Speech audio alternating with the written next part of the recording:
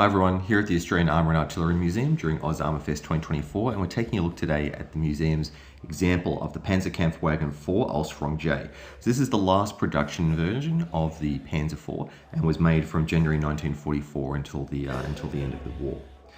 Now, when developing armoured doctrine in the 1930s, the German High Command identified the need for fast-moving panzer units to contain their own organic fire support elements to help neutralise fixed emplacements and heavily dug-in infantry. So the types of anti-tank guns that would be carried by most vehicles in an armoured unit would be selected based on their ability to fire armour-piercing rounds and to engage other tanks. And these types of guns were typically not much used early in the war for engaging defences and infantry. So those medium tanks, the tanks like the Panzer III, they would be focused on engaging other tanks. In other words, they need to be accompanied by heavier supporting vehicles. And these heavier vehicles were to be deployed in one company next to 3 companies of the medium tanks within the tank division. So in January 1934, the specifications for a heavy support vehicle were issued, creating the requirements for a 24-tonne tank that would be armed with a 7.5cm howitzer. And that defined the basic role and capabilities of the Panzer IV. Yeah. So it was to operate in concert with the medium tank, the Panzer III, and that tank was equipped obviously with a 3.7cm anti-tank gun. So following prototype evaluation, Krupp commenced production of the Panzer IV in 1936 with the Ausf.J, and it exhibited the main architectural elements that vehicle will retain throughout its life. So it was a rear-engined vehicle with a front transmission and final drive mounted at the front of the vehicle, a crew of 5, so 3 up in the turret and 2 in the hull, and the drive would be via a sprocket at the front, and the main road wheels would be on bogies with 2 axles per bogie and 4 bogies per side to give a total of 8 axles for the road wheels, and each one would be a twin axle with 2 wheels. So the gun that was mounted on those early variants of the Panzer IV was the 7.5cm Kampfwagenkanone 37 L24, which was, as I mentioned, was a howitzer designed to help the vehicle engage fixed emplacements and infantry concentrations. Now in May 1941, it was decided that the vehicle needed to be upgunned and to improve its capability to be able to engage tanks, particularly after the experience of Operation Barbarossa. So initially it was looked at using a 5cm Pak-38 gun. However, it was finally decided to move ahead and use a version of the 7.5cm Pak-40 anti-tank gun and to try and get that mounted into the turret.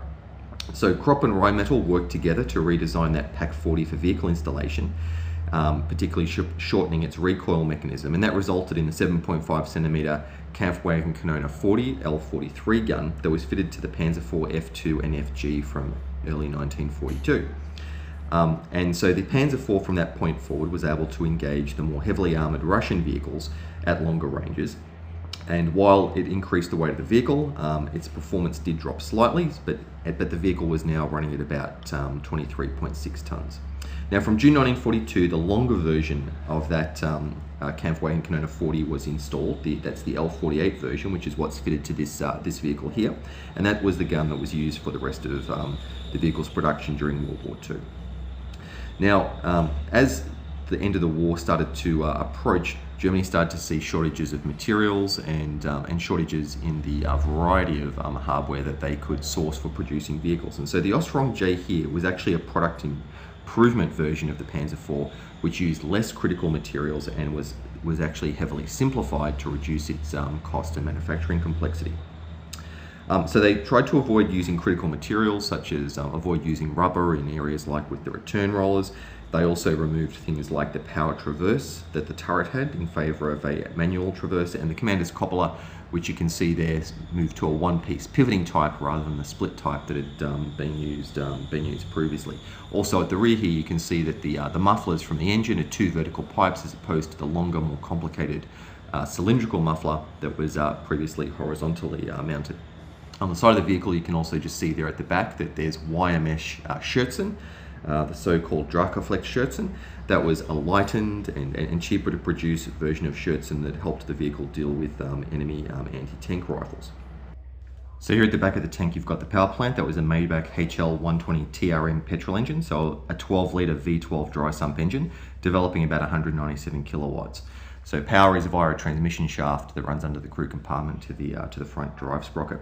So that could move the vehicle at a maximum speed of about 38 kilometers per hour and an average speed of about 25 kilometers per hour.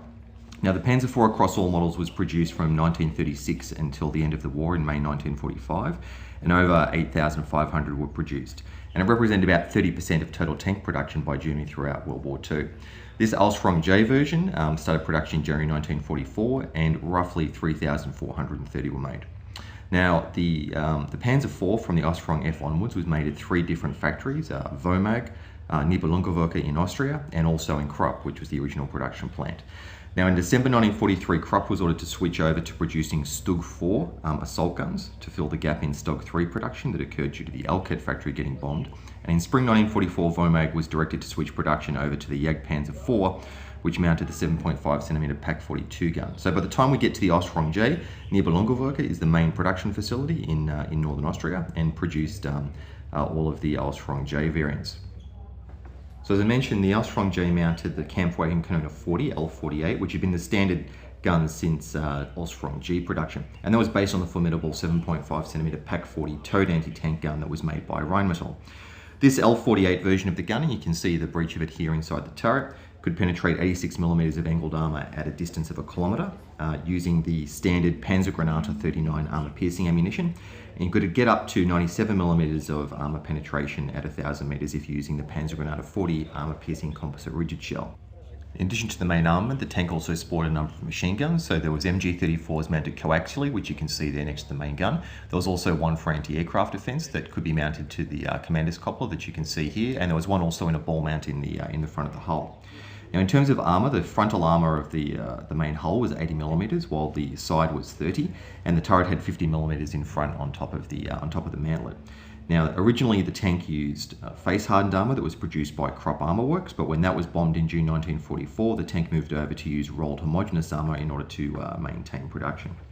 So the tank, the Ausf.J, entered service in February 1944. It was used in the Eastern Front, it was used in Italy, and all of the battles in the West, and formed a large proportion of the tanks that were deployed against the Allies in northern France. So I want to thank you for getting to the end of the video and hear me bang on about the Panzer IV. I look forward to talking to you soon about another tank, and until then, please stay well. Thank you.